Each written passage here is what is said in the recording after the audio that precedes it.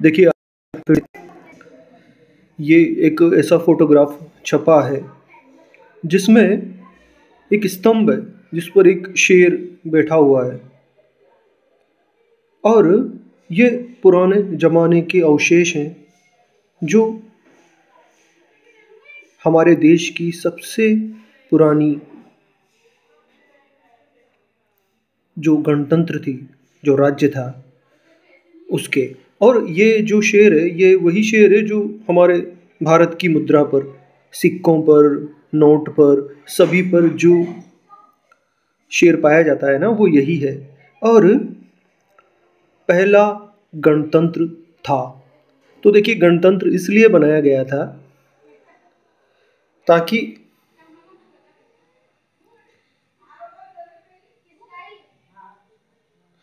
6ठी शताब्दी ईसा पूर्व में महान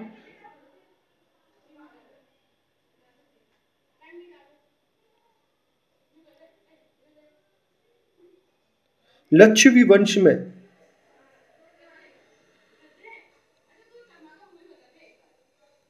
ये गणराज्य जो है वो आरंभ हुआ था। और इसलिए बनाया गया था ये, क्योंकि देखिए, बाहरी राज्य है ना, वो हमेशा से आक्रमणकारी रहे। तो उन अगर बाहरी किसी राज्य का आक्रमण होता है किसी भी देश पर, किसी भी राज्य पर, तो जनता का समर्थन मिले, इसके लिए पहली बार गणराज्य बनाया गया। और उसमें जनता की भूमिका थी, वहाँ से चुने हुए जो प्रतिनिधि हैं उनको भी अवसर मिलता था राज दरबार में बैठने का और जनता की समस्याएं बताने का और उनका समाधान करने का। तो ये वो तरीका था जो अभी अपनाया गया और दुनिया का सबसे बड़ा गणतंत्र माना जाता है हमारे देश को। तो देखिए, एक तो पहली बात तो ये है कि गणतंत्र दिवस आने वाला है और अशोक स्तंभ कहा जाता है इसे। और किसी संग्रहालय में अभी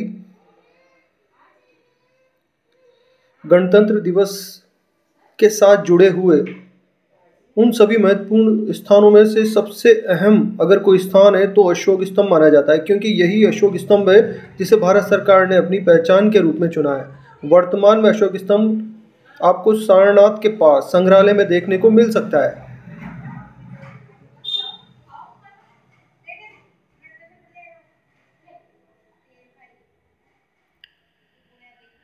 इस अशोक स्तंभ के शीर्ष पर केवल एक ही शेर है।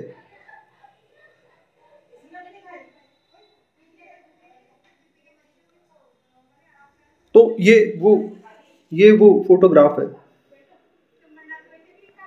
जो थोड़े दिन पहले हमें आध्यात्मिक अनुभव में दिखाई दिया था। मैंने आपसे कहा था ना, एक ऐसा मंदिर था और एक वहाँ पर एक स्तंभ था। जैसे ही मैंने स्तंभ को हाथ लगाया, स्तंभ गिर गया था और ऊपरी जो हिस्सा है वो अलग हो गया था, स्तंभ अलग हो गया था।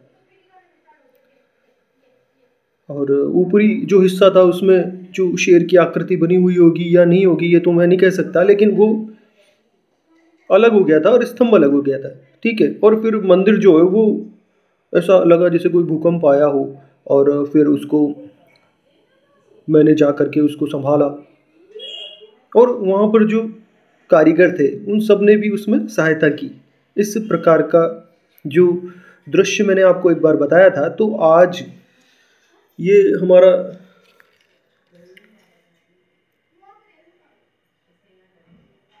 गणतंत्र दिवस पर विशेष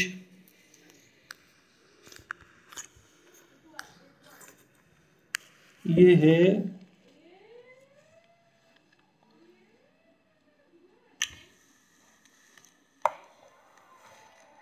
ये देखिए, राजस्थान पत्रिका का संस्करण है और 24 जनवरी 2024 ये। तो हमारी आध्यात्मिक अनुभूतियां जो हैं वो अब न्यूज़पेपर्स में आ रही हैं। केवल एक ही न्यूज़पेपर नहीं, सभी न्यूज़पेपर्स में संसार के। तो जहाँ जहाँ पर भी हमें पता लगेगा और हम देख पाएंगे तो उसकी जानकारी मैं आपको देता रहूँगा। क्योंकि देखिए, अब जो समय है वो बदल गया है, और जो आध्यात्मिक अनुभूतियां हमको आज तक प्राप्त हुई थी वो सब अब अपना मूर्त रूप ले रही हैं, और उनका जो असली अर्थ है वो भी समझ में आ रहा है धीरे धीरे करके।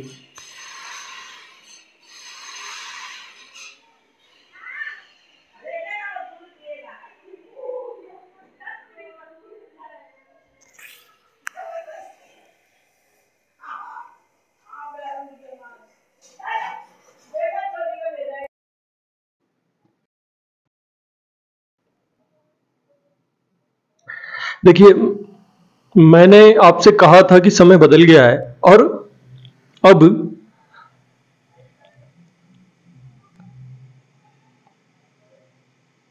जो आध्यात्मिक अनुभव हमें प्राप्त हो रहे हैं वो सब प्रमाणों के लिए अब इंतजार करने की आवश्यकता नहीं है। प्रमाण जो है वो मिल रहे हैं, और देश में जिन न्यूज़पेपर्स को ख्याति मिल चुकी है, जिन मीडिया माध्यम्स को ख्याति मिल गई है, तो वो सब जो खबरें दे रहे हैं, जो कुछ भी घटनाक्रम चल रहे हैं, जो घटित हो रहा है और जिस पर सारे संसार की नजर है, तो वो सब सारे के सारे घटनाक्रम जो हैं वो अब हमें शिक्षा प्रदान कर रहे हैं। और जो आध्यात्मिक अनुभूतियां मैंने आपको बताई थी वो प्रकट हो रही हैं इस प्रकार से। और आज अशोक स्तंभ जो है वो मैंने आपको बताया था, उसका एक फोटोग्राफ छपा था, उस जमाने का जो फोटोग्राफ लिया गया होगा वो था, और सारा जो आध्यात्मिक अनुभव था वो भी मैंने आपको बताया था। पर उसके गहन जो बारीकियां हैं, जो रहस्य हैं, वो भी प्रकट होने जरूरी हैं। क्योंकि देखिए, कोई भी आध्यात्मिक अनुभव अगर हमें प्राप्त हो रहा है तो वो केवल इसलिए नहीं कि कोई मनोरंजन भगवान प्रदान कर रहे हैं, नहीं, भगवान आध्यात्मिक शिक्षा प्रदान कर रहे हैं, और ये हमारी जिम्मेदारी बनती है कि उसको अत्यंत विस्तार से और बारीकी से समझें और उसका जो सॉल्यूशन है उसे प्राप्त करें। और उसी के अंतर्गत मैं बता रहा हूं आपको। देखिए, अभी थोड़े दिन पहले एनसीआर में भूकंप की खबर हमने पढ़ी थी। फिर शेयर मार्केट में भी ऐसा हुआ था। हमारा देश जो है वो उसका शेयर मार्केट जापान से भी आगे निकल गया। मतलब प्रोग्रेस हो रही है, आर्थिक रूप से उन्नति जो है हमारे देश की हो रही है, बहुत ज्यादा प्रोग्रेस कर रहा है। फिर क्या हुआ, मुनाफा वसूली के लिए बिकवाली हुई, तो फिर एकदम से वो क्रैश कर गया। एक साथ हुआ ये सब। और जिन लोगों ने अपना पैसा शेयर मार्केट में लगाया हुआ है, तो बहुत से लोग जो हैं वो तो फायदा उठा करके निकल गए, और बाकी बहुत सारे जो लोग हैं उनका नुकसान भी हुआ। तो ये सारी उथल पुथल जो जिस प्रकार से रही, इन सबको वो अपने अंदर समेटे हुआ था। क्योंकि देखिए, उस आध्यात्मिक अनुभव में मैंने जो देखा था वो ये था कि कोई भूकंप जैसा आया हो, और प्राचीन पुराने समय का कोई मंदिर था, और उसकी जो पत्थर वगैरह है वो सब मतलब पूरी तरीके से वो हिल गया था, जैसे कोई भूकंप आया हो।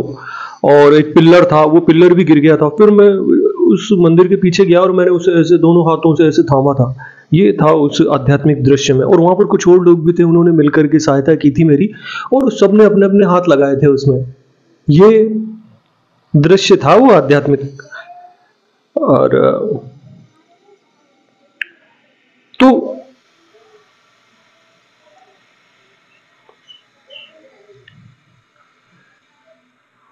ये हमारे देश में जो घटनाक्रम है उनको अभी के समय में जो हुए उनको दर्शा रहा था वो। अब जब हर बात सामने आती तब ही समझ में आती है, और कब क्या होगा ये तो भगवान अपने हाथ में रखते हैं हमेशा। भले ही कोई आध्यात्मिक अनुभव हमें स्पष्ट रूप से भी क्यों ना दिखा दिया जाए, फिर भी भगवान जो है, जो कुछ होने वाला है उसका समय अपने पास रखते हैं, कब होने वाला है वो सब। और उसी प्रकार से, और फिर उसका जो रहस्य है, उसकी जो बारीकियां हैं, उनको समझने में भी काफी समय लग जाता है।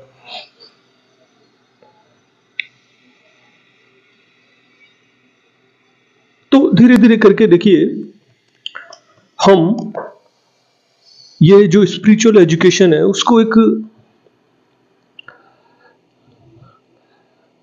मूर्त रूप दे रहे हैं, और केवल इमेजिनेशन का, कल्पना का विषय नहीं रही है।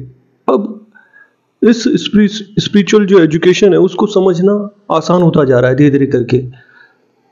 थोड़ी चमत्कारिक तो ये लगती है, या आखिर ऐसा कैसे हो सकता है, लेकिन हो तो रहा है वैसा। और जो कुछ भी मैंने आपसे कहा था पहले, वो उसके लिंक मैं डिस्क्रिप्शन में दे दिया करूंगा। आज से 10 या 15 दिन पहले मैंने आपको ये आध्यात्मिक अनुभव बताया था।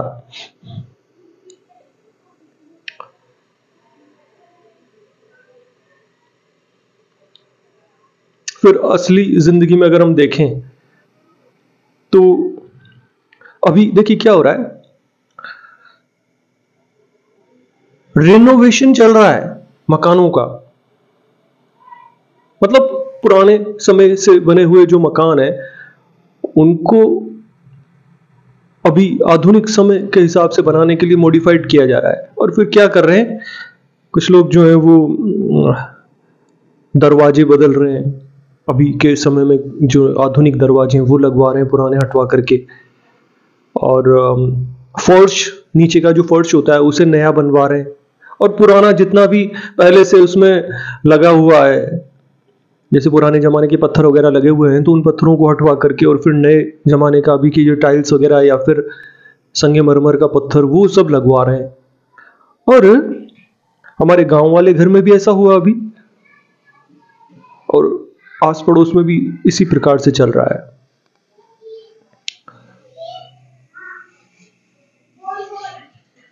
तो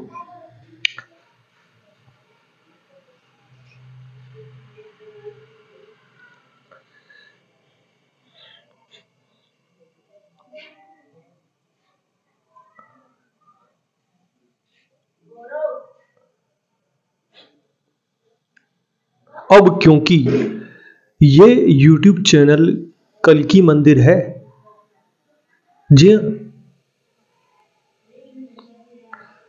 तो इसमें भी अब उथल पुथल चल रही है। मतलब पुराने समय के जो लाइव सेशंस और वीडियोस हैं वो निकल करके अब सामने आएंगे।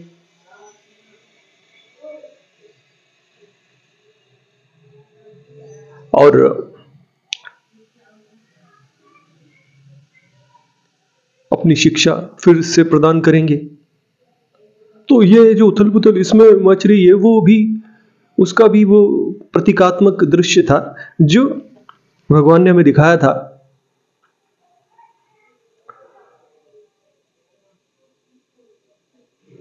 फिर राजस्थान देखिए बहुत ही ज्यादा प्रसिद्ध है मूर्तिकला के लिए। और जो कलात्मक कार्य होते हैं ना, पत्थर भी आपको शायद पता नहीं होगा, चाहे संगमरमर हो या कोटा स्टोन हो, ये बहुत फेमस है।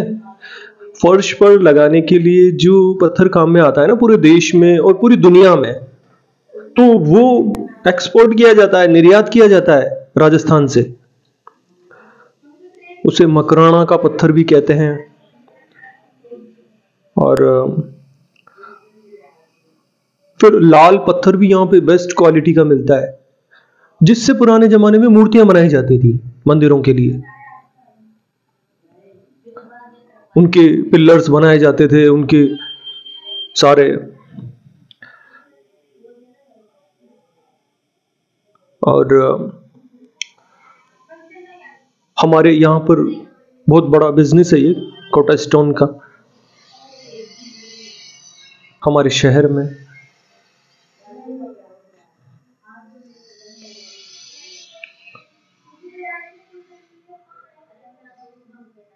तो ओवरऑल सब बातें जो हैं वो एक साथ उस आध्यात्मिक अनुभव से समझ में आई।